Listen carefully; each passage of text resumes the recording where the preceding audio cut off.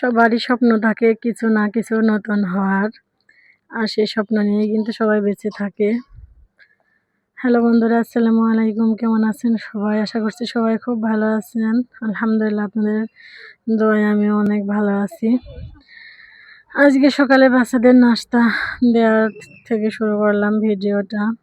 সকালে আম ছিল, আম কেটে আর কালকে যে তালপিঠাগুলো বানিয়েছিলাম সেই তালপিঠা দিয়েই নাস্তা দিলাম। আর বিছনাটা এলোমেলো ছিল, এই জন্য একটু গোছগাছ করে নিলাম। নিয়ে তিনটা বাচ্চারই বললাম তোমরা নাস্তাটা করে নাও। আর এই দৌড়া সাদা মাদা নাস্তা করে নিচ্ছে সবাই। আর আমি এই ফাঁকে রান্না করতে চলে যাব। আর আজকে মাটির চুলায় রান্না করলাম। আর আমি তো সবসময় মাটির চুলায় রান্না করি। আর আজকে রান্না করব মাসকলাইয়ের ডাউল আর দেশি মুরগি। আমি এখন চুলায় আগুনটা দিয়ে দিলাম। আর চুলাটা লেপা হয়েছে, এই জন্য একটু ভিজা ভিজা ধোয়া হচ্ছে বেশি। এরপরে আমি মাসকলাইয়ের ডাউলে কুটোকাটি বাছি করে নিয়েছি, মানে অনেক কিছু ময়লা থাকে ওর ভিতরে, বেছে ঝেড়ে নিয়েছি। আর এখন হালকা করে ভেজে নিচ্ছি। মাসকলাইয়ের ডাল একটু ভেজে রান্না করলে সেন্ট ভালো আসে, এই জন্য আমি ডাউলটা সবসময় একটু ভেজে রান্না করি। আর এখন আমি ডাউলটা ভেজে নিচ্ছি। বেশি ভাজলে ডালটা ফুটতে চায় না, হালকা করে মানে কাঁচা গন্ধটা দূর হয় সেরকম করে ভেজে নিয়ে ধুয়ে নিয়ে রান্না বসিয়ে দেব। ডাউলটা কিন্তু আমার ভাজা হয়ে গেছে। আর আমি ডাউলটা নামিয়ে ধুয়ে নেব। আর এখন আমি প্রেসার কুকারে পানি দিয়ে দিলাম। আর ডাউলে দেওয়ার জন্য রসুন, পেঁয়াজ আর আদা কুচি, কাঁচামরিচ কেটে নিয়েছি, সেটা প্রেসার কুকারে দিয়ে দিলাম। এখন প্রেসার কুকারে দিয়ে আমি ডাউলটা ধুয়ে নিচ্ছি ভালোভাবে। 2টা তেজপাতা দিচ্ছি। আর আমার শাশুড়িকে বললাম যে মশলা দিয়ে রান্না করব নাকি, সে বলল না। তবে পরবর্তীতে সে বলল যে খাসির চর্বি দিয়ে রান্না করো। তারপরে কিন্তু আমি মশলা দিয়েছিলাম, কারণ চর্বি দিলে তো মশলা না দিলে ভালো লাগবে না। এরপরে আমি কাঁচা জিরা, হলুদ, লবণ আর একটু তেল দিয়ে প্রেসার কুকারের ঢাকনাটা দিয়ে দিলাম। আর রাস্তার পাশে বাড়ি, যেহেতু গাড়ি যাচ্ছে আর শব্দ হচ্ছে। ডালটা ফুটানো হয়ে গেছে। আর আমি এদিকে চর্বিটা ভেজে নিচ্ছি, হলুদ আর লবণ দিয়ে একটু ভেজে নেব। আর ডাউলটা কিন্তু আমি মানে ফুটে গেছে, আমি পানি দিয়ে রেখে দিয়েছি আর তেল দিয়ে জাল করব। তারপরে ডাউলটা বাগার দিয়ে দেব। তেলটাও কিন্তু আমার ভাজা হয়ে গেল। যত ভাজতেছি তেল, আর ততই কিন্তু তেল গলে গলে চলে যাচ্ছে, এই জন্য আর বেশি ভাজলাম না, নামিয়ে নিলাম। আর এই তো দেখুন আমার মাসকলাইয়ের ডাউল ফুটে এরকম হয়েছে। এত পাতলা কিন্তু থাকবে না, পরবর্তীতে কিন্তু ঘন হয়ে যাবে। মাসকলাইয়ের ডাল রান্না করলে পরে ঘন হয়ে যায়, এজন্য একটু পাতলা করে আমি দিলাম।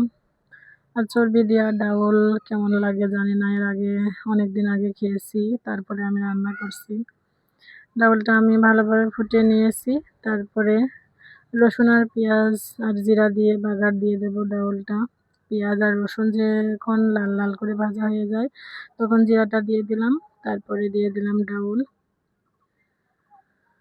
কিছুটা ডাউল আমি এইভাবে দিয়ে একটু ব্লক উঠে আসলে আমি প্রেসারের ভিতরে ডাউলটা আবার ঢেলে দিয়ে আমি ওই পাশে দিয়ে দিলাম জাল হওয়ার জন্য।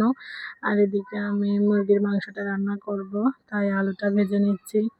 আর অনেক বেলা হয়ে গেছে, 9:30 বেজে গিয়েছে, এখনও আমার রান্না হয়নি। ছেলেপুলের তো ক্ষুধা লেগে গেছে, কারণ 1 পিস করে আম খেয়েছে। আর তালপিঠা খেয়ে তো এতবেলা থাকা যায়, কিন্তু ওরা তো ছোট। এই তো লাল লাল করে আমি আলুটাও ভেজে নিয়েছি। এখন আমি আর একটু তেল দিয়ে দিলাম। তারপরে দুটো তেজপাতা, মানে একটা তেজপাতা মাঝখান থেকে ছিঁড়ে দিয়ে দিলাম তেলের ভিতরে। আর এখন আমি পেঁয়াজ কুচিগুলো দিয়ে দিচ্ছি। আর মুরগির মাংস বলেন আর যে মাংস বলেন, এভাবে রান্না করলে কিন্তু আমার কাছে ভালো লাগে। আমি কিন্তু সবসময় এভাবে রান্না করি না, কারণ আমার পাটায় পেঁয়াজটা যখন আমি বেটে দিই তখন দেওয়ার পেঁয়াজ কুচি দিলে আমার কাছে মনে হয় ভালো হয়। পেঁয়াজটা যখন লাল লাল করে ভাজা হয়ে গেল তখন আমি আদা রসুন বাটা আর জিরা আর গরম মশলা বেটে রেখেছিলাম সেটা আমি দিয়ে দিলাম। তারপরে একটু নেড়ে চেড়ে নিয়ে একটু পানি দিয়ে দিলাম, যাতে আমি এখন গুঁড়া মশলা অ্যাড করব, গুঁড়া মশলা যাতে পুড়ে না যায়। আর এখন আমি হলুদের গুঁড়া দিয়ে দিলাম, তারপরে দিয়ে দিলাম ধনিয়ার গুঁড়া, এরপরে মরিচের গুঁড়া 3 চামচ দিয়ে দিলাম। একটু ঝাল ঝাল হলেই ভালো হয় দেশি মুরগির মাংস। আর এরপরে মশলাটা ভালোভাবে কষিয়ে নিচ্ছি। মশলার উপরে যখন তেল ছেড়ে দেবে তখন আমি মশলার ভিতরে মাংসটা দিয়ে দেব। এই তো আমার মশলাটা কিন্তু ভালোভাবে কষানো হয়ে গেছে। আর আগে থেকে আমি ধুয়ে রেখেছিলাম মাংসটা, সেটা এখন আমি এর ভিতরে দিয়ে দিচ্ছি। একটা দেশি মুরগির মাংস কিন্তু বেশি হয় না, একদম হাড্ডি গুড্ডি, তারপরেও কিন্তু এই ঝোলটা খেতেও ভালো লাগে দেশি মুরগির। আমি এখন ভালোভাবে কষিয়ে নিচ্ছি। মাংস বলেন আর অন্য তরকারি বলেন, কষানোর সাথেই কিন্তু স্বাদ বাড়ে। কিন্তু আজকে যেহেতু আমার দেরি হয়ে গেছে, আমি তাড়াতাড়ি করেই পানিটা দিয়ে দিলাম। সেদ্ধ হওয়ার জন্য অল্প করেই পানি দিলাম, তারপরে আবার ঝোল দিয়ে দিব।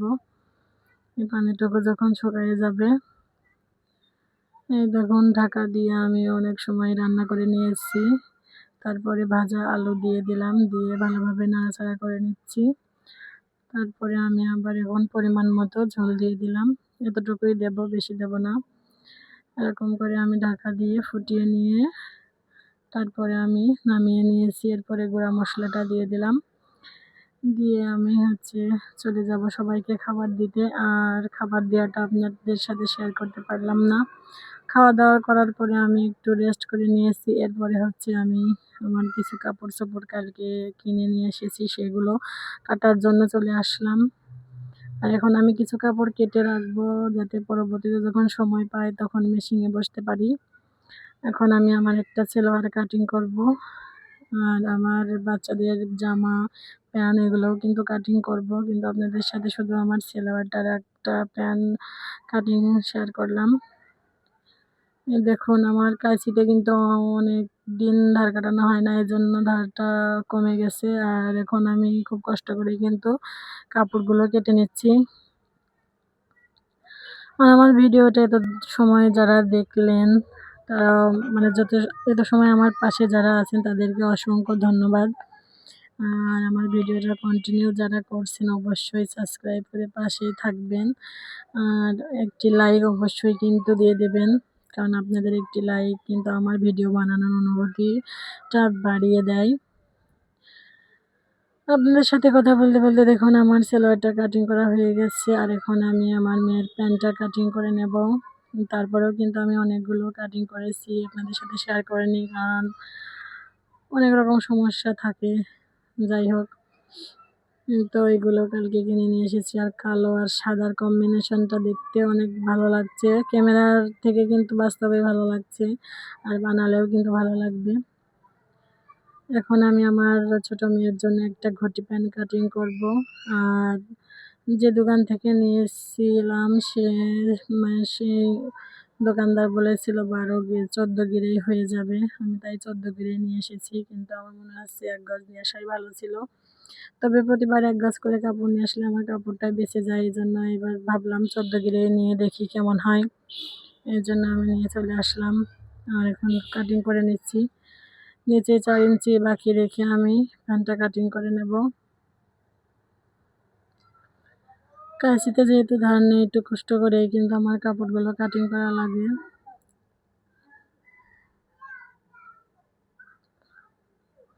এই তো ভাঁজ করাটা হয়ে গেছে, এখন আমি কেটে নেব। বারবার ঝুলের মাপ দেখছি, কারণ 11-12 ইঞ্চি ঝুল তো লাগবেই, একদম ফুলফিল হয়ে যাবে, একটু বেশি কম হবে না কাপড়টা। 1 গজ নিলেই কিন্তু ভালো হতো। যাই হোক, অনেক সময় কথা বললাম আপনাদের সাথে, ভিডিওটাও কিন্তু অনেক বড় হয়ে গেল। আর ভিডিওটা বড় করব না, সবাই ভালো থাকবেন, সুস্থ থাকবেন, আল্লাহ হাফিজ।